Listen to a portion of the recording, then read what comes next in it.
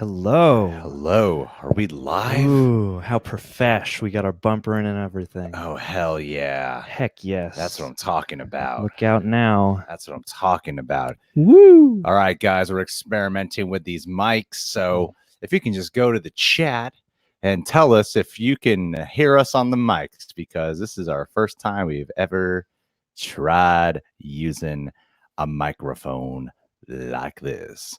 Hell yeah. John, we got 0 eyes on us at the moment right now. We're about to get so many more eyes. We're about to get one more eye at least. That's all I care about. Yeah, let's get our little tweets and info out there. Let's take this time to plug ourselves. Yeah. Yes. This is we got some people coming in. What's up, guys? Look out. Hello. Della, Adrian, Carter, Jorge, Kevin, Yoda, Jorge again.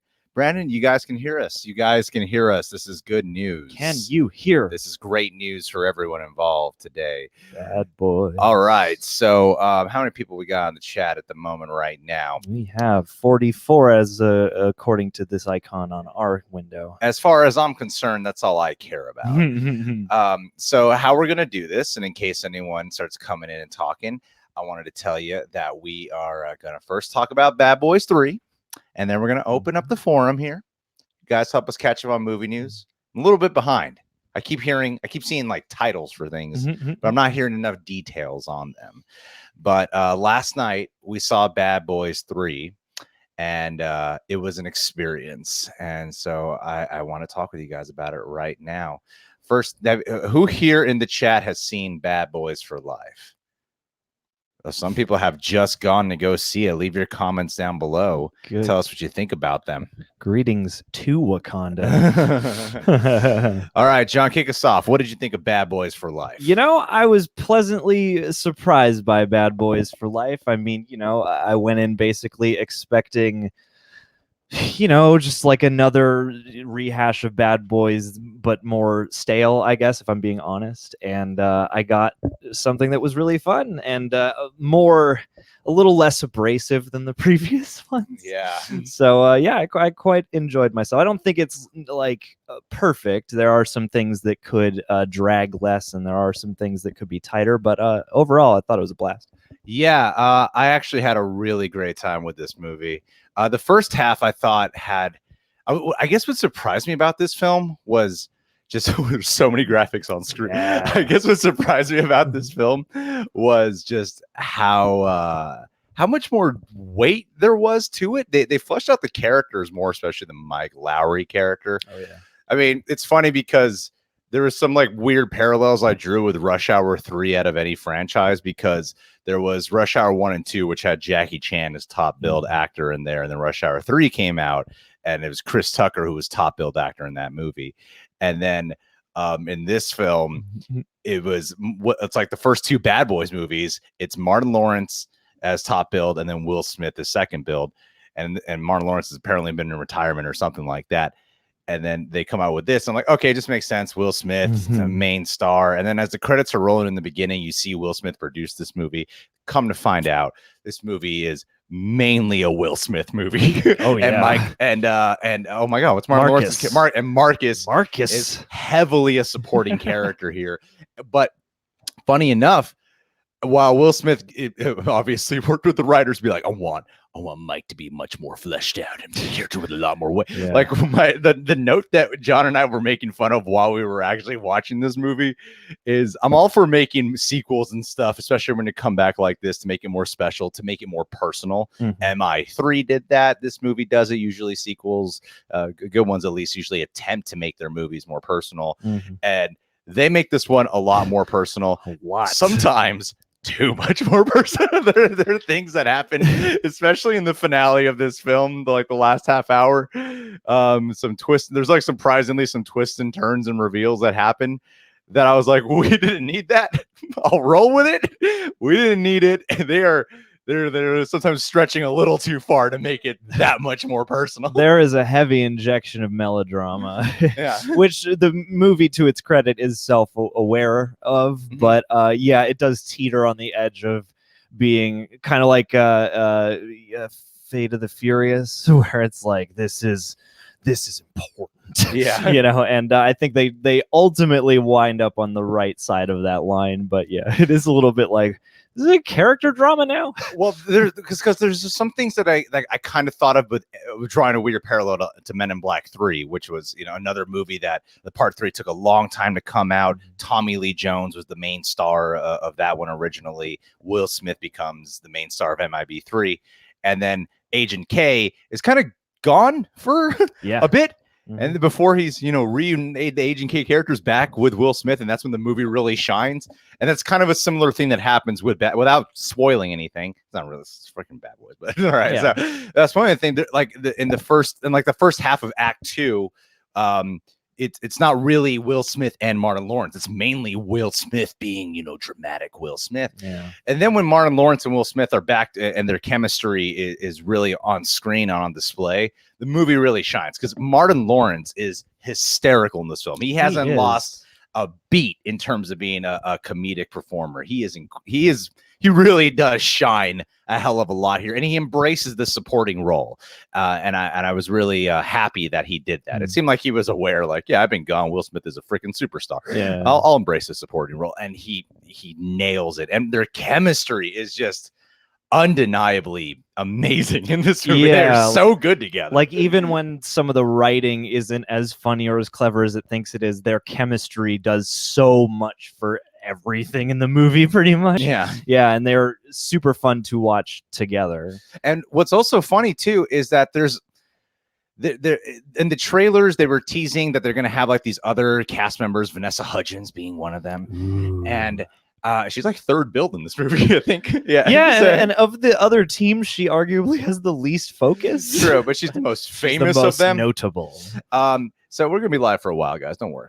So yeah, but usually in these kind of sequels, those other new members, you're like, who cares about them? I don't care about them. They end up being really great. There's a couple of players in that new team that really do. They don't steal the show. They don't become the main characters, but they're really good. Like, they're a great addition. This movie has a very shining supporting cast, like, across the board. And yeah, especially those characters can often be the sort of like, I can see what you're doing. You want to continue this past the point that the stars can. But yeah, like, even the way that they grew into the story really justified it. Every character had a personality, and they even bothered to give them little arcs here and there. So, like, they did work on the script that you arguably wouldn't have to. And everybody on the team that they're working with gets a chance to shine too. Yeah, and this movie has a lot more, like, you drew parallels to Fast and Furious. And yeah, there is that thing of, like, there's a lot of family vibes in here. Yeah, on both sides with the villains and the good guys. A lot of family stuff. It's the mature Bad Boys. Yeah, a lot of heart. And okay, so I mean, Michael Bay did not return for this one. So how's the directing with it? I think it's a lot. I don't want to say restrained, but it's not as, by comparison, it's not as bombastic, I would say. Like, because like those, especially Bad Boys 2, which I know a lot of people love. It's nonstop loud. You know, and it's just a whole lot of bombastic energy for 2.5 straight hours. This movie actually takes time to slow down. This movie takes time to have some, like, real scenes. And I would say with the comedy, because even though we were talking about how this movie goes for a lot more weight at times and gravitas, with the comedy, what would surprise me, like, there are scenes that are obviously from beginning to end meant to be funny. There's a lot of surprising comedy in here, though, where there'll be like a really serious moment. It'll be very serious. And then suddenly there'll be a joke that you just don't see coming, and it doesn't feel left field. It doesn't feel like it's undercutting the scene. It's within character, and it doesn't do that thing that people complain about with certain Marvel movies or even the DC inspired by Marvel movies, where the joke undercuts the scene or takes the tension out. Like, they managed to blend their comedy in really well, which is important for Bad Boys. Yeah, you know, you've got two guys with insane comedic chops at the forefront. And yeah, I thought the two guys who directed this brought a lot of style that's familiar. They clearly referenced Michael Bay's sort of, check this out, like, everything is the money shot style, but they tamed it enough to where it's not edited to shit, and you can actually tell what's going on most of the time. It has better, like, spatial geography. I feel like. I know some people are bringing up a certain cameo in the chat. And then if you're, yeah, we did. We of course we noticed it. We even noticed how they shot that. Yeah. Oh, very much in tribute to it. Very much true. I don't know what the audience reception is to this. If they prefer this, like personally, I thought this might have been the best one. I think it's the best. Like I could see why if you love Bad Boys 2 significantly more, I can see that. For me, I thought this was the better composed one. Real purple too, you know. Like, the first half of this movie really purple. Yeah, they took some notes off John Wick and movies like that. Yeah, I mean they've always had garish lighting in these movies, and Michael Bay likes garish lighting. But yeah, a lot of purple, a lot of blue in this one, and yeah, just the overall. It's like the cuddliest Bad Boys in a way because the characters are growing like. Even though they do cause a lot of destruction still, and they're still got the attitude, it's not as wanton and it's not as like mean-spirited, I guess. Yeah, it's like they are confronting their age in ways, even though they're doing the action still. And I thought that it's kind of like what I appreciate about every Evil Dead movie. Not that these are anyway similar, but you know, like Ash has changed a little bit each time. It's not like a cartoon where just you reset every time. And so, yeah, I appreciated that they took their age, took advantage of that. You know, there are things in here though. There are things that happen in this movie that I could only describe as this reminds me a lot of Gemini Man. Oh yeah, I can't spoil anything, but I just kept flashing a Gemini Man. Like this movie's not perfect. I think in the first half of Act 2, it kind of weirdly kind of dragged for me a little bit. But at the same time, I got to say this. I got to point this out of why I think it might have dragged. Okay, I was sitting next to some guy. I vape. I'm a vapor. All right, I quit cigarettes, but I vape. There was some dude every 5 to 10 minutes who was smoking his Juul. And I've never dealt with a guy who's pissing me off so much who's sitting right next to me. And I'm not comfortable with confrontation in general with strangers. Yeah. But the first half of that movie, every 5 to 10 minutes he was doing, I eventually told him, you have to stop vaping. You're being very rude. I told him he was being rude. And he did stop. But half of my attention was focused on him. So I don't know if that's why sometimes I thought it was kind of dragging for me. But there are parts of the first half of Act 2 that I thought dragged a little bit.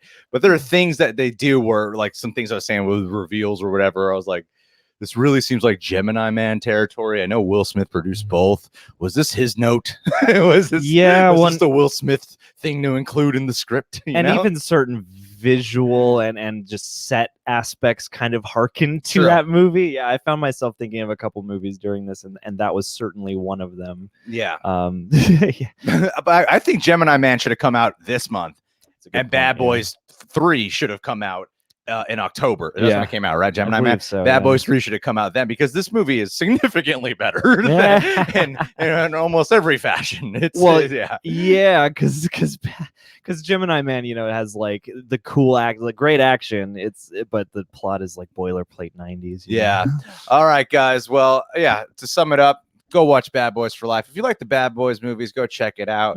But yeah, I wanted to talk about that, and now we can go into the chat a little bit and see what's going on here. Can you guys still hear us? We're gonna start going through some of your questions. Oh, someone super chatted us. Get a super chat. Let's give a shout out. Jorge, the only one. Let's get that buddy. Graphic down. Thank you, buddy. Really appreciate it. We're big fans of you.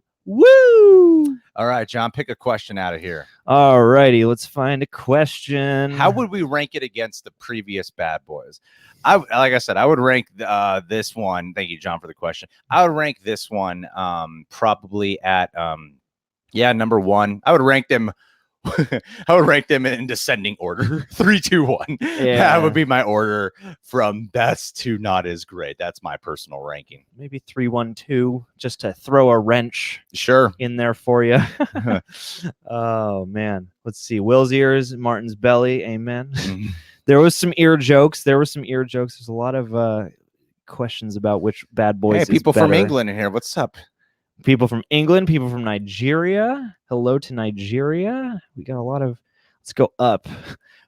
Thoughts on Quentin Tarantino making a Bounty Law TV show? Now, that's the kind of movie news we're looking for. Thank you, Tyler. There you go. Have you heard about this news? I have not. This is the news to me. All right, I actually did hear about this one. So Quentin Tarantino said that he has, I think he said that he has like 5 scripts written for Bounty Law, like 5 half-hour episodes, and he wants to actually bring them to life. He wants to make them. And if anyone follows Tarantino, I mean, you know that he's the kind of guy who has all kinds of ideas and says he wants to make this movie, Vega Brothers, Kill Bill 3, Star Trek 4, but a lot of these never end up happening. They never end up going anywhere. But he seems to really be in love with Once Upon a Time in Hollywood, that whole world. And the fact that he said he has them written already makes the world a difference. I think he said he wrote them in preparation to kind of understand a little bit more of the Rick Dalton character. So this wouldn't be about Rick Dalton. Yeah. This wouldn't be about, him in the show. It would be episodes of the show. I feel like that'd be really, I think it'd be great too if he got DiCaprio in there. I feel like it'd be really awesome if he was able to get like certain moments where you could kind of tell, is that Brad Pitt being a stunt double for DiCaprio, right? I think that'd be neat. I think you get like, they had cameos in there, like Michael Madsen. I remember Once Upon a Time in Hollywood, he was part of the show. I think you get a lot of big name actors to make cameos and appearances in here. I think DiCaprio might even be on board for it. I think that'd be really cool. I would love for that to happen. Yeah, man. I think that would be, I love like shows within shows that actually get to be real. And, there aren't that many of them, but that seems like the most interesting version of that to me, too, because you know that Tarantino, has probably seen every show that would be in reference to. So, it's going to have that encyclopedic, old Hollywood movie knowledge. And I feel like he would actually put something into it because I feel like a lot of spinoffs, kind of pale a little bit, or they just don't have the oomph that the thing they're coming out of does. But I feel like Tarantino would take that pretty seriously. Yeah, he would put his all into that. I see people asking about the thoughts on the Eminem album. If you follow me on Instagram at the Greg Alba, over there, I worked out today, and I listened to pretty much. I think I'm like one song away from finishing the album. And we shot a music video reaction for Patreon to the Darkness song that went up just yesterday. It's funny, that song got like 7 million views in less than 24 hours on YouTube, not trending on YouTube, but then you see the content that's in there and it makes sense why. I love the album. I really do. I think I personally prefer it over the Kamikaze album, which I thought was a really good album. Wasn't one of my favorites. I think this is his best album. This is my opinion. I think it's my favorite album of his since Recovery. I think it's just a truly wonderful album, and that song "Darkness" is great. We did a reaction for it on Patreon. What we're thinking of doing is tomorrow putting up the review for it, because normally to do a reaction on YouTube for these kind of songs, you have to do the thing that'll like people like Sean C or Fontana or any other music video reactors do, is they watch this song and they pause it and they talk about the lyrics. Yeah. Or just speed through the part where they're listening and then just get to the review afterwards. And honestly, I didn't want to do that just from my own personal experience, because I wanted to absorb the whole music video in one sitting. And so what we'll probably do is have like a Vimeo link for our music video reaction, but then have our review up on YouTube. It'll probably still be titled reaction, so everyone knows. But yeah, that'll be going up tomorrow. But what do you guys think of the album? Have you guys heard the songs? I'd love to know what you guys think of them. Ooh, here's an interesting one about the movie. I would imagine, why is no one talking about how this looks and feels like a love letter to vintage John Woo movies? I wouldn't have pulled that reference, but oh, you mean for like Bad Boys for Life? Yeah, I don't know. Why is no one talking Where about the John? Doves? Answer it, John. Where are the doves? I don't know why no one's talking about it. I think it's because John Woo is not well within the zeitgeist at the moment. What was the last American John Woo movie, or a movie that made a splash over here? Hey, Lisa, thanks for watching all the way at midnight in your area. That means a hell of a lot to me. How's your puzzle going? Do you guys ever watch indie movies? Yes. They just don't get any views when we review them. What the hell's an indie movie? Guys, my favorite movie of the decade, if you watch my reaction to Watch Mojo's video of top 10 best movies of the decade, I'd say my favorite movie of the decade is Ryan Gosling, Nicholas Winding Refn's Drive, which is an indie film. So yeah, I do like indie films. Watch Parasite. Oh, gotta say, last time we did a live stream, I was talking about how I'm on my way to go watch 1917. Ooh. And holy shit, you guys got to go watch that movie. I watched it on IMAX at Universal City Walk, where there's a real IMAX screen. They clearly shot it with special IMAX cameras, not to the degree that Nolan uses it for, but the ones that like Michael Bay used for Transformers, where it takes up most of the screen, not the whole thing. But it was one hell of an immersive experience. I totally get why people are raving about this movie. And I don't know if it's my favorite movie of the year, but it's certainly one of the best movies of 2019, undoubtedly, and a remarkable achievement in every way. And the thing I was telling people, like, two things that no one's talking about, the thing that I want to like add on to this, two things that people aren't talking about: the editing with that film, because it's supposed to look like one take. People don't notice the editing, but they didn't shoot that in one shot. You know, like you gotta give credit to that. The editing, and also what's the lead actor's name? George McKay. George McKay, the main actor in that film, is incredible. If we're gonna praise the shit out of DiCaprio for going through physical performance in The Revenant, oh dude, what this guy does here, and the level, that's not easy memorization, that's not easy choreography, and there's a lot of physicality with that role, but there's also a lot of emotional layers throughout that entire film. He goes on a whole arc, primarily through body language. And he is phenomenal, and no one's raving about him. Like, I hear no one talking about him. He is incredible in that film. Really, yeah. He gives like a super physical, but also super vulnerable performance. And there's so much subtlety in what he's giving off in his face and his mannerisms. And yet, yeah, I feel like the one shot thing is just overshadowing all the talk, and then when you go see it, you're like, it's so much more than that. You know? Oh, apparently the directors of Bad Boys for Life are directing the Beverly Hills Cop on Netflix. Huh? Wait, is the Beverly Hills Cop thing supposed to be a movie or? Oh, thoughts on Crisis on Infinite Earths? Thank you, Mimi, for that. There you go. Well, I gotta say, I don't know who has or hasn't seen. I thought it was fun. I thought it was a lot of fun. The stuff they did with Oliver Queen, I'm not the biggest fan of. I feel like a lot of people really liked it. I'm probably in the minority on it. It was all right. But they jam-packed it with so many more cameos than I realized. There was like I would sometimes bring up the random Birds of Prey show of the Huntress character that no one seems to remember. And I remember when she popped up, I'm like, holy shit, they brought her back. And then crossing over like the quick montages of people like Doom Patrol, Titans, all these other shows was great. But of course, the thing that, I mean, maybe you even heard about this, I don't watch the show, but Ezra Miller's The Flash appearing in the 4th episode of Crisis on Infinite Earths. That was pretty cool.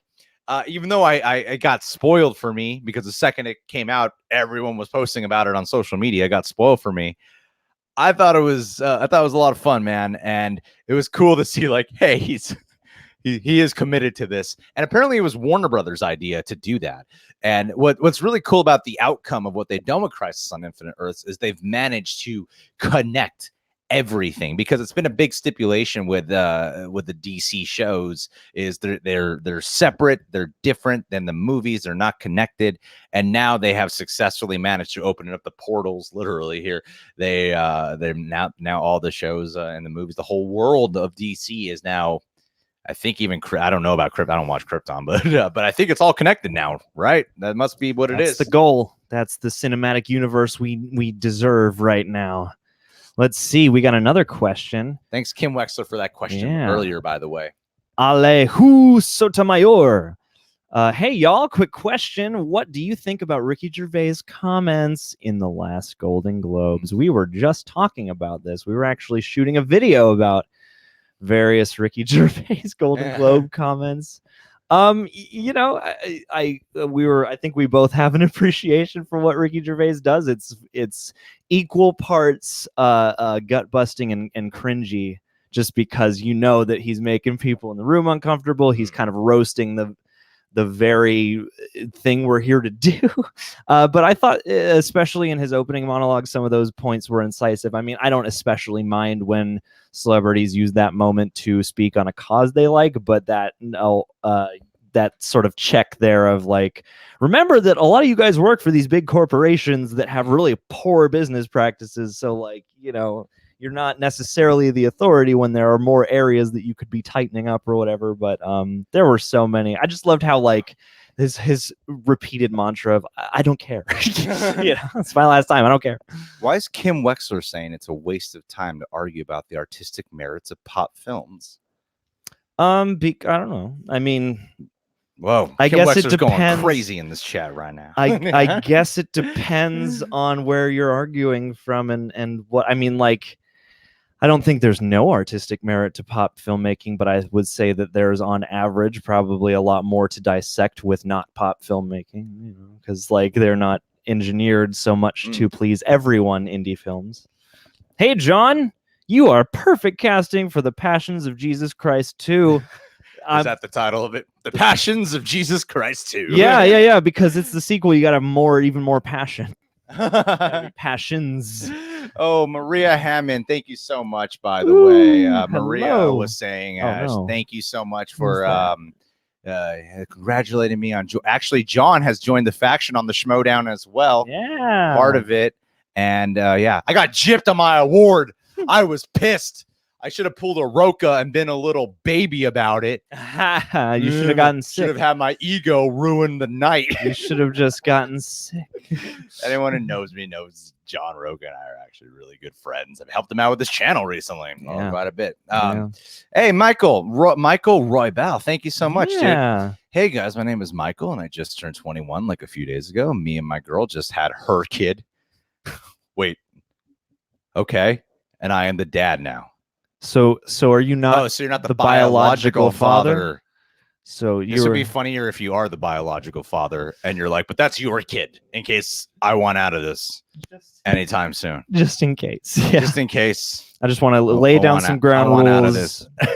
I will interact with the child. I will give it food and necessities, but I don't claim ownership of the child. In fact, I'll just call him the child, or her the child, or they the child. Man, what a crazy new year for you to have. You turn 21 and then you're not able to usually people turn 21, it's time to go to the strip club and party, but you had a kid instead. Woo! Good for you, man. Hey, way to be a responsible adult early on. That's adulting. That's mad respect for you. Congratulations to you and your lady. Happy 21st birthday, by the way. You've earned the right to drink. Thank you for your super chat. That's really kind of you. Really appreciate it. You should probably save your money for the kid. but thank you. Appreciate that. No. She's got to do that part. Bye, Kim Wexler. Appreciate you being Kim. Here. I hope you're having a good night, day, whatever. Oh, what? Thoughts on National Treasure 3? I'm excited. We gotta protect the treasure. Is there like a big love for National Treasure? You know, I have no idea how that happened. Did National Treasure 2 do well? I've heard they're fun. I've heard they're disposable fun. Yeah. But I don't know anybody who especially loves National Treasure. But you can't keep a good cage down. You know, he's having a renaissance again in the indie scene. So I'm surprised. I haven't heard a lot of people, at least from my glancing at the chat, I haven't seen people talking about Taika Waititi possibly directing. That seems to be the main. So I'm like, okay, there's probably gonna be a lot of people asking about this, and I'm probably gonna have a lot of regret for not looking up anything about this. But John, what do you think of Taika Waititi? What? I used to call him Tiki Watts because I don't remember his name. What do you think about him directing a Star Wars flick? I think two things. One, I think that's an exciting prospect because he is a multifaceted and very thoughtful filmmaker. But that said, I think Rian Johnson is too, and we all saw what happened in the public sphere, at least as much as I enjoyed that movie. I don't really know because I'm wary of Star Wars movies now in general. Like the new phase has only produced a couple we can all agree are pretty enjoyable, or most of us agree are pretty enjoyable. So while I have no doubt that he can do it, and obviously like his Mandalorian finale episode is a great audition, I feel like it's ultimately going to come down to whatever the Disney heads have, because I don't know. I mean, it seems like if they learn from this experience, they'll need to go into their next Star Wars films with a plan of some kind, or at least a willingness to take what was before and work with it. So I don't know. I'm excited in general for him and for his sensibility, perhaps broadening out Star Wars, but I would really need to know what the project is, I guess. I hope that now that the Skywalker saga is done, they will really branch out the movies, and maybe he can help with that. Whoa, Muhammad, Seth MacFarlane leaving Fox to NBC. Is this the Peacock? No, $200 million for 5 years. What do you think about that? Is that true? Shots fired. I didn't know anything about that. That's pretty nuts to me. Yeah, I didn't know that. I mean, either. Seth MacFarlane's made his home at Fox. He became the animation domination, and then the Star Trek parody show. Yeah. Yeah. Oh, I used to know. We got buttons for you. Went to the panel. The Orville. The Orville. Damn it, that's what it is. Orville. The Orville. Redenbacher. Yeah, I mean, that's kind of. I'm not excited for anything NBC has coming out. Peacock Network. I think it's a terrible. What's the Peacock streaming? Something like that. Peacock. Yeah. I think it's a terrible title. They're gonna just setting themselves up for disaster to be made fun of there. I don't know what they're thinking with that, but sure, why not? Actually, what surprised me was hearing about was Disney is getting rid of the Fox title. They're calling it like Searchlight Pictures or something like that. So I forget what it's called, but they're not going to use Sole Survivor. They're not going to use the Fox brand anymore. Oh man, which I'm kind of impartial to because I don't know the people at Fox. I don't know, but in a lot of ways, I can see how people will be really upset about that. How that is an insult to legacy, especially after you inherit something and you just get rid of the name. Yeah, I mean, not inherit, but buy it. That's pretty messed up. That's pretty messed up. Well, yeah, and I mean, the details are foggy on me now because I watched it so many years ago. But Fox, you know, like the namesake of the studio, I saw this documentary called Murnau, Borzage, and Fox about like early Hollywood and innovation, and Fox was one of the younger studios, but they did a lot, especially the head of Fox. Like he was really into innovation within cinema and pushed a lot of things forward. So it does bum me out a little bit to see the Fox name go away because of just its place in movie history more than anything. But I'm glad for Searchlight though, because arguably that's the strongest and my favorite wing of Fox. So who thought Doolittle would be a good movie? Like, yeah, especially when there's a dragon in it. Like who people are talking about Doolittle in the chat. Who thought that would be a good film? Like, I mean, when we do these trailer reactions, sometimes I try to give the benefit of the doubt. I don't like to just go. Sometimes I'm just like, look, it's a trailer. I get it. It's just a trailer. It doesn't look very good, whatever. Mm-hmm. But seriously, who watched it and was like, this is gonna be something special, you know? Mm-hmm. What's surprising me from the feedback I'm hearing is the negative talk about Robert Downey Jr.'s performance specifically. Mm-hmm. And that bums me out because I literally just watched or listened to if you guys haven't heard the Joe Rogan interview with him and Robert Downey Jr., it's great. My favorite interview with Robert Downey Jr. ever. He does not walk out on him. It's awesome. And him and Robert Downey Jr. just went back and forth so long talking about why he did Doolittle. And it was the first time I was like, I think I might go watch Doolittle.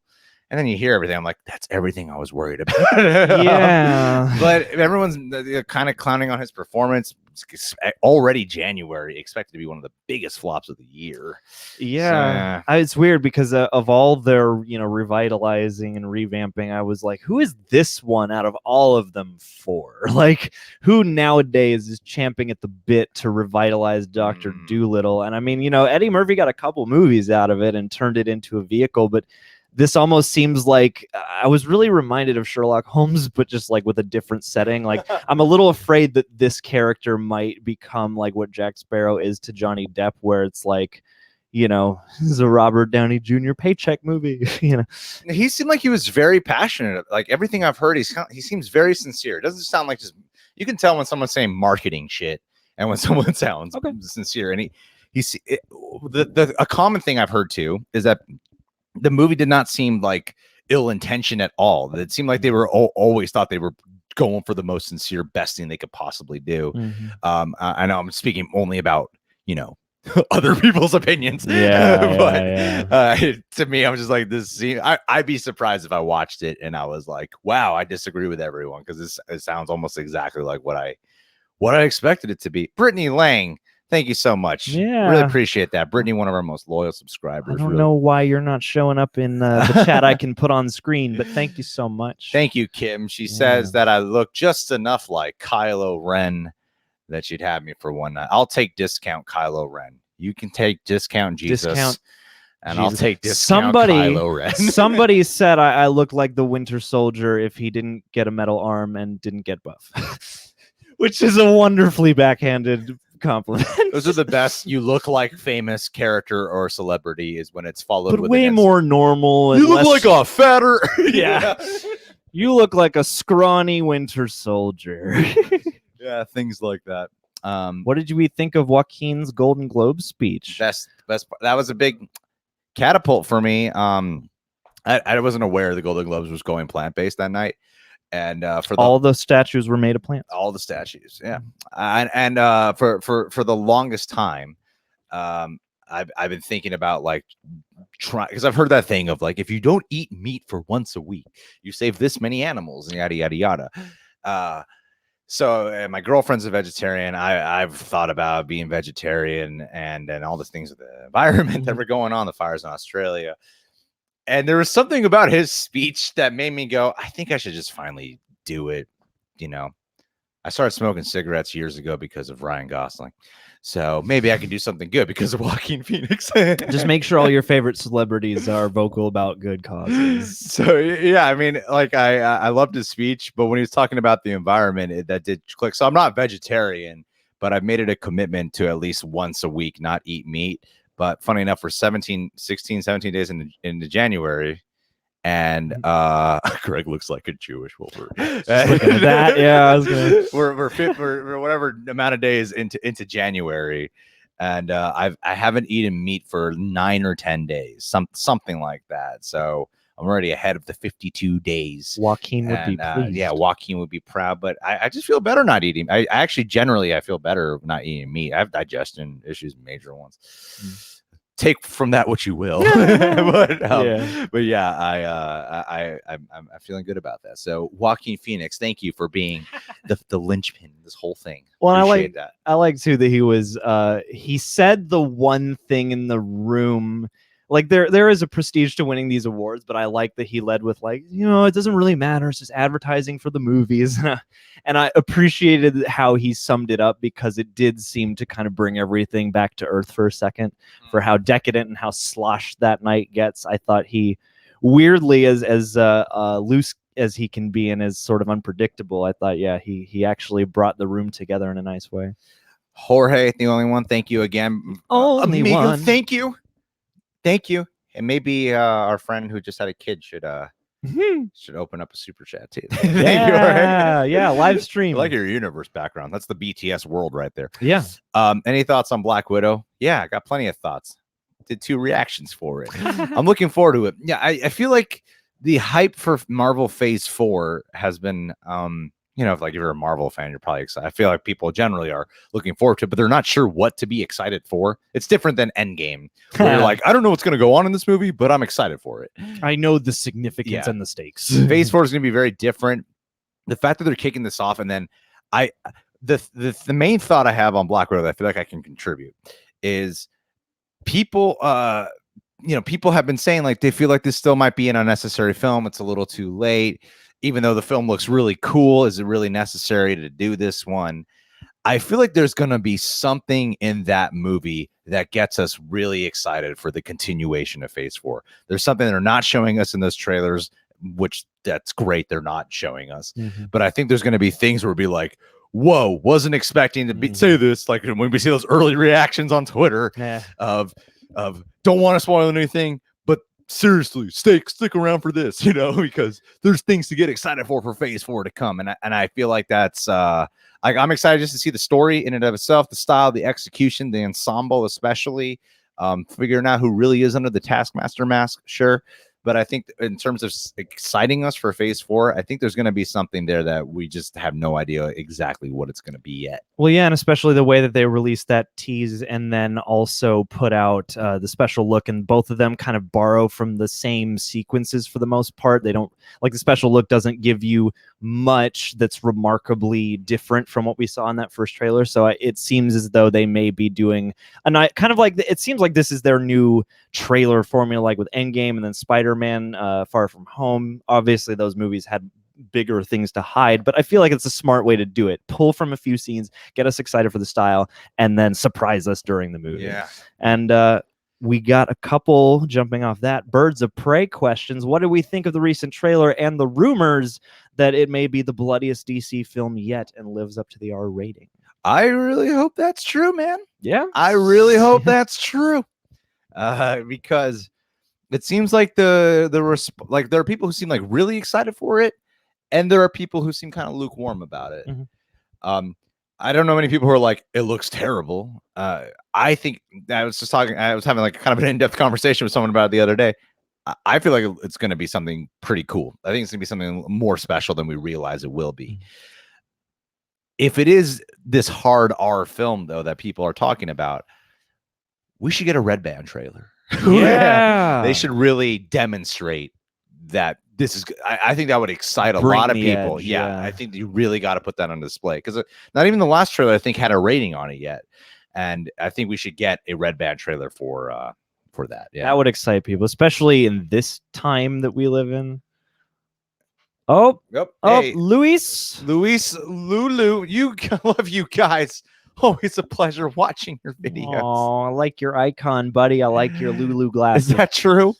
Is that supposed to be in reference to Metallica and Lou Reed's Lulu, their most beloved albums, respectively? It actually kind of looks like Elliot from ETC. Yeah, it does. From the Wildberries. That was what I thought at first, actually. We've covered this, Christian. Well, thank you, Christian. But I didn't talk about it. What are your thoughts on your boy Taika? Now it's my turn. Jump on. I only answer if it's a super chat about Tyko. Yeah. That's why I didn't say anything. TD chats. Hey, Niraj is here. Well, Christian. I think it's a great idea, because he directed the final episode of The Mandalorian, and didn't he? That was him, right? Mm-hmm. And I remember watching that episode and I didn't know who directed that episode. And then it was like halfway through. And I think in our reaction, I say it, I'm like, did Taika Waititi do this one? Because the banter at the top. Yeah. Then there started being earmarks of it that started reminding me of Taika Waititi. But after seeing what he did, of course, there's Thor Ragnarok, the great, hilarious, cosmic, awesome action movie they did in the MCU, which was one of their staple films. And then, of course, Jojo Rabbit is another amazing film. And he like his other work with fantasy as well that he's done. I mean, even What We Do in the Shadows is technically under the fantasy umbrella. I think Taika Waititi could bring honestly, I feel like the whole team should do something. Dave Filoni, Jon Favreau, and Taika Waititi. If you had a story and script by Taika Waititi and Dave Filoni, directed by Taika Waititi, produced by Jon Favreau, I think that'd be something pretty sweet. I mean, like the whole team coming together for that, I would really dig that a lot. Not that I am a champion of just like give one person everything, but especially right now, it seems like Favreau and Filoni have a good grip on Star Wars, and especially Dave Filoni, who's been with so much of the extended mythology and the extended mythology that the fans have very much embraced. I feel like he could be the fulcrum to a middle ground of Star Wars that gives you all the Star Wars stuff that you love and also pushes forward into new territory. Sure. Yeah, that's the exact circumstance I want. So there's comments here being asked about Morbius. Yeah. So I don't know if you guys saw our trailer reaction for, I'm assuming you did, but I don't know if you guys saw our trailer reaction for Morbius. And I did say, like, we make fun of it at the beginning when I'm talking about the films the director has done, which were not well received, and the writer films that were definitely not well received. And Jared Leto being a comic book movie, I did get really excited when I did see the Vulture. Like, that was very surprising and genuine. It's like, of course, there's Spider-Man tie-ins, but to see that confirmation was pretty cool. Even though there's people coming out saying, I've heard the thing of people saying, like, but we don't know for sure if it's Vulture. It could just be an Easter egg, a Michael cameo just being there.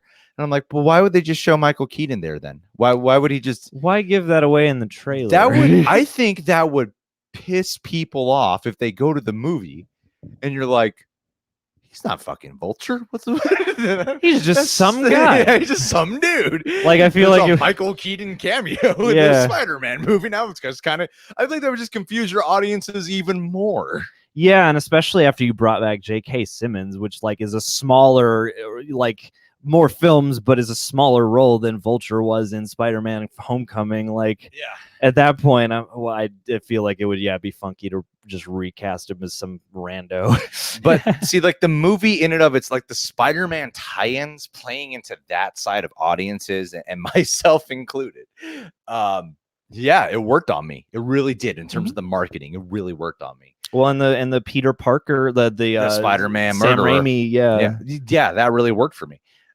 But the film itself, I did say it though in the review part of the video, which I know not everyone sticks around for. I did say it there that I still can't tell what exactly is unique about this one. What makes this one truly special? Like, what could make it not like I need to know what the whole movie is, but what could make this one special? Because right now it seems very derivative of a lot of things, and I'm not sure what its actual flavor that they're offering will make it actually really good. I'm still skeptical about it, and I feel like trailers got to be honest with what they're communicating, what the tone will be. Venom, like we got really sold on Venom when we finally remember we heard the Eminem song. Yeah, if you guys remember the experience of watching the Venom trailers, a lot of people were really let down by the teaser, and that's an actual teaser trailer. I feel like most teaser trailers are like full trailers now.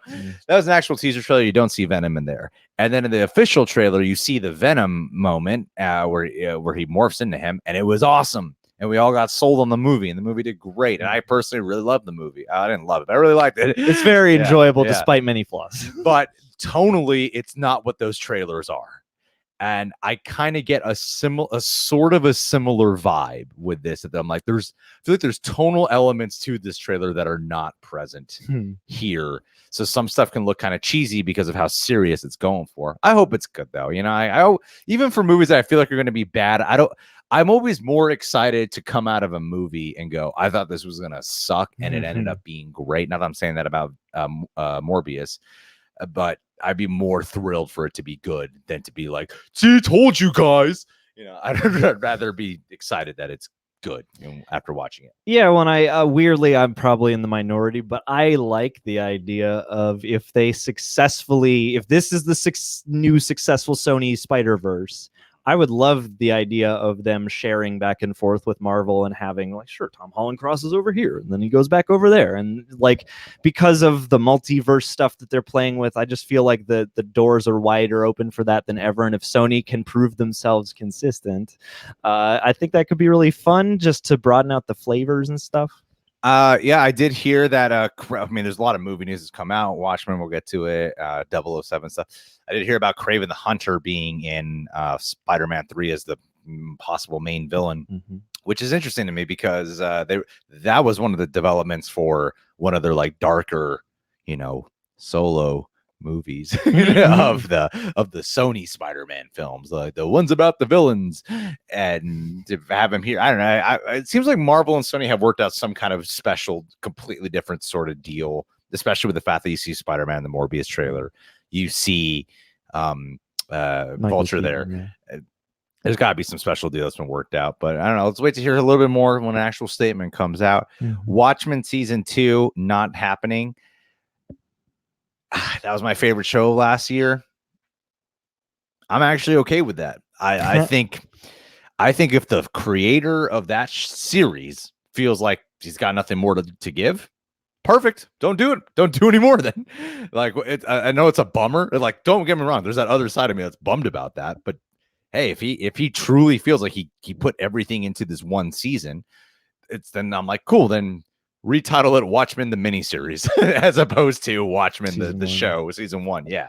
Well, yeah. Whose decision was it? Did HBO not renew it, or did Damon Lindelof? It was HBO saying that because Damon Lindelof doesn't want to do it.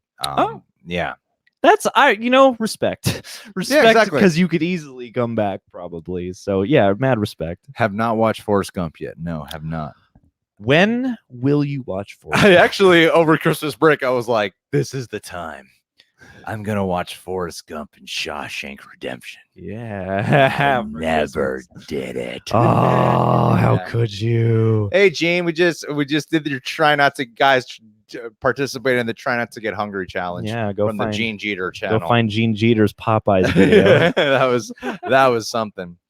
Did you guys see the photo? John, can you pull it up? Yes. The photo of George Lucas. George Lucas on BoJack Horseman holding a baby Yoda. I have not. That was seen this. Obi-Wan wasn't. Lucasfilm just canceled the Obi-Wan series. Is that true?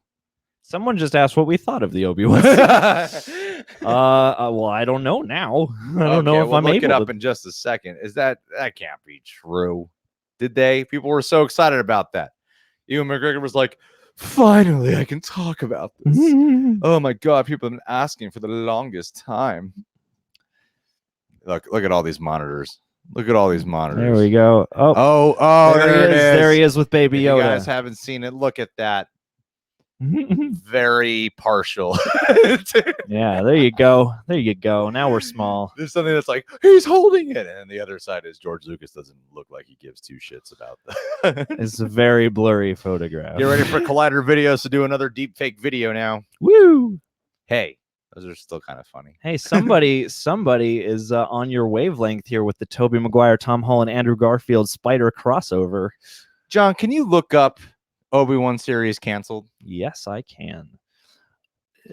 Can we just have a moment of silence? Obi-Wan. John typed in Obi-Wan series. He wants the whole. I want to make sure people can hear me reading.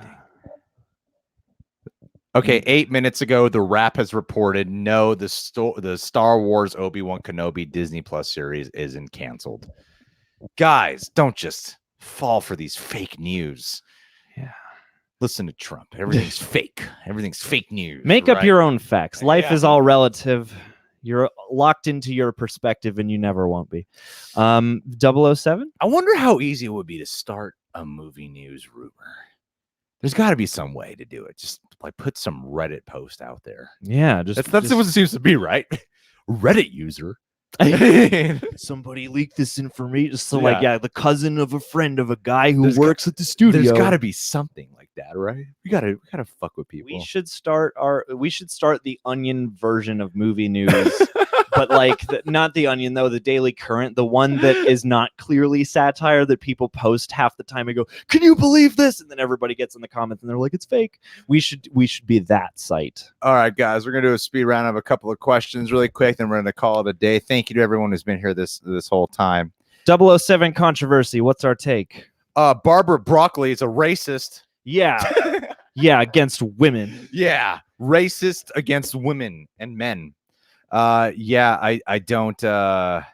don't care. Yeah, I'm like, hey, it would be cool to see a female James Bond. I get it. James Bond's a dude. I agree with her.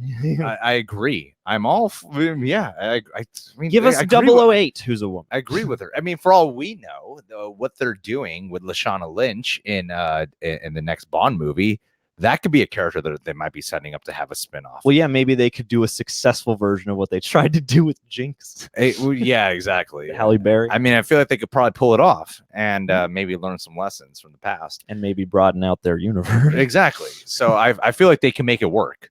But the idea of... I mean, I'm also glad it was Barbara Broccoli who said it.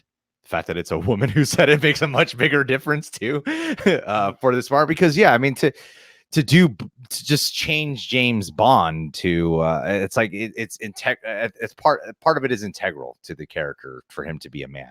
I think he could be whatever race. I like that. It's not an issue. Like he could be yeah, name a race, he could be it, right? But the most obscure race you can think of. But so much of him being a man is a part of the character that you got to do it. He has been and a you man. Couldn't call him James Bond either, you know? Yeah. So I mean, at that point, you could have a Jane Bond for all I care. But yeah, it would just change the fundamentals, I guess. But again, me personally, I don't mind. People are asking about Doctor Who. We are considering starting doing reactions at our Patreon page for Doctor Who, maybe in February or March, actually. So if you want that to happen, let us know. Let us know. Let us know. Ask us questions about it. Terminator songs. I remember you, buddy. Yeah. Adam Nguyen wants to. Didn't you just start watching the Clone Wars? Yeah. I actually just got a list of the chronological order of how to watch it. David Gandy sent it over to us, so hopefully we won't be doing a Spies in Disguise review. Bad Boys 3 Spies in Disguise double feature. Anyway, guys, thank you so much to everyone who's been here. You guys have been great. Thanks for catching us up on all this movie news. Appreciate you guys. And for all your lovely support, donations, etc. Thank you to everyone who contributed to the super chat too. Really means a lot. Also, we're gonna get going now, but much love. Happy Friday. Be safe on the weekend. How do you join Patreon? You go to patreon.com/therealrejects. There you go. Do TV show reactions to many shows. Reaction highlights included from most of them. Q&As, music video reactions, Terminator songs. Terminator. Way to cap us off, buddy. Really appreciate that. Much love. Woo. Thank you.